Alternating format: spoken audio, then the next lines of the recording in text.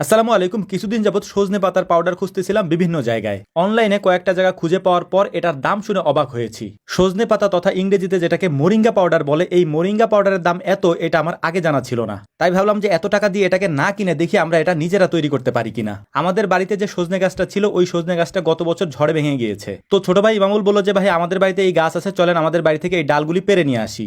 আমরা মূলত চাচ্ছিলাম এটাকে একেবারে ফ্রেশ ভাবে তৈরি করতে, যাতে এর মধ্যে কোনো ভেজাল না থাকে। এর পাশাপাশি আমরা আমাদের এখানকার পুরাতন যে গাছগুলি আছে সেই গাছ থেকে এটা পারার চেষ্টা করতেছিলাম। এটার কারণ হচ্ছে হাইব্রিড যে গাছগুলি আছে, ছোট ছোট গাছ, সেই গাছ থেকে আমরা সজনে পাতা সংগ্রহ করব না। তাছাড়া এমনিতেও আমাদের এদিকে হাইব্রিড জাতের ওই ছোট ছোট সজনে গাছ নেইও। তো যাই হোক, আলহামদুলিল্লাহ পর্যাপ্ত পরিমাণে পাতা দেখে ওই সব ছোট ছোট ডালগুলিকে আমরা ভেঙে নিয়ে এসেছি। এখন এই ডালগুলি থেকে পাতাগুলিকে আমরা আলাদা করে ফেলবো। এই সজনে পাতার পাউডার অর্থাৎ ইংরেজিতে যেটাকে মোরিঙ্গা পাউডার বলে, এটার উপকারিতা অপরিসীম, যেটা আপনি জানলে অবাক হবেন। বিশেষ করে গ্যাস্ট্রিকের সমস্যা, কোষ্ঠকাঠিন্য এবং পেট এবং পাকস্থলীর যত সমস্যা আছে তার এক মহা ঔষধ এই মোরিঙ্গা পাউডার। এখন আমি যদি এর উপকারিতা সম্পর্কে আপনাদেরকে বলতে যাই তাহলে হয়তো আমার এই ভিডিও শেষ করতে পারবো না। ইউটিউবে এ সম্পর্কে অনেক ভিডিও রয়েছে, যে ভিডিওগুলি দেখলে আপনি জানতে পারবেন যে এর উপকারিতা আসলে কতটুকু। তো যাই হোক, আমরা আমাদের কাজ নিয়ে কথা বলি, কিভাবে এটাকে আমরা তৈরি করছি সেগুলি আপনাদেরকে দেখানোর চেষ্টা করতেছি এবং বলারও চেষ্টা করছি। গাছ থেকে ডাল সহ পাতাগুলিকে পেরে আনার পর, ডাল থেকে পাতাগুলিকে আলাদা করার পর এগুলিকে সুন্দর করে আমরা ধুয়ে নিচ্ছিলাম। ধুয়ে নেওয়ার পর একটা জালিতে এগুলি থেকে পানিটা আমরা আলাদা করে ফেলছি। এখন এটাকে আমরা কড়া রোদে শুকাতে দেব।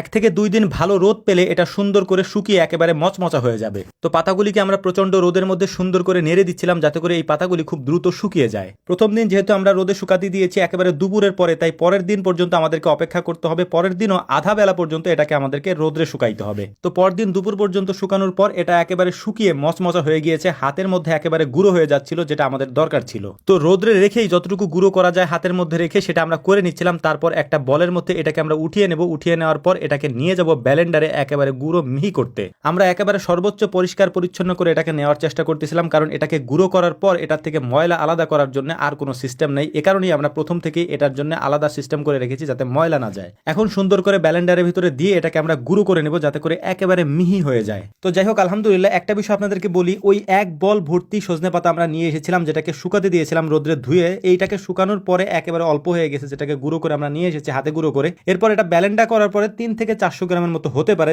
যেটা আমরা পেয়েছি। এরপরেই আসলে বুঝতে পারলাম যে এটার দাম আসলে এত কেন। এটার কারণ হচ্ছে যে আমরা যে পরিমাণ পাতা নিয়ে এসেছি সেই পরিমাণ যদি আমাদের এখানে হইতো তাহলে তো দাম হওয়ার কথা ছিল না। যে পরিমাণ পাতা আমরা এনেছি হয়েছে অল্প একটু, মানে 300 থেকে 400 গ্রামের মতো। তো এখন মূলত এটাকে আমরা খেয়ে টেস্ট করে দেখবো যে আমরা আসলে কি বানিয়েছি, আসলটা আমরা বানাতে পেরেছি কিনা। তো আলহামদুলিল্লাহ আমরা এটার মধ্যে হালকা একটু মধু দিয়ে নিয়েছিলাম, কারণ হচ্ছে যে এটা হয়তো খেতে কেমন লাগবে আমরা জানি না, আগে পরে খাই নাই। যে মধুটা আমরা দিচ্ছিলাম, এই মধুটা আমি যেখানে বসে আছি এটার উপরে যে সবেদা গাছটা আছে, এই গাছ থেকে আমি নিজে হাতে কেটে নামিয়েছিলাম। তো এটা একেবারে পিওর একটা মধু। মধুটা দেওয়ার কারণ হচ্ছে, আগেই বলেছি, এটা কেমন লাগবে জানি না, এ কারণে দিয়েছি। যদিও এটাকে এভাবেই খাওয়া যায়, মানে একেবারে মানে কোনো কিছু না দিয়েও খাওয়া যায়, কোনো সমস্যা নেই। তবে আমরা মধু দিয়েছি যাতে করে স্বাদ ঠিক থাকে, সুন্দর মতো খেতে পারি। আলহামদুলিল্লাহ আমরা যেটা তৈরি করতে চেয়েছিলাম সেটা পারফেক্ট ভাবে একেবারে তৈরি হয়ে গিয়েছে, এবং এটা আমরা খেয়েও টেস্ট করে দেখেছি। এটা স্বাদও মোটামুটি ঠিক আছে, যেহেতু এটা স্বাদের জন্য খাওয়া না, এটা হচ্ছে যে উপকারের জন্য আমরা তৈরি করেছি। স্বাদ এখানে ডাজেন্ট ম্যাটার। তো যাই হোক, আমাদের জন্য দোয়া করবেন। আসসালামু আলাইকুম রহমতুল্লাহ।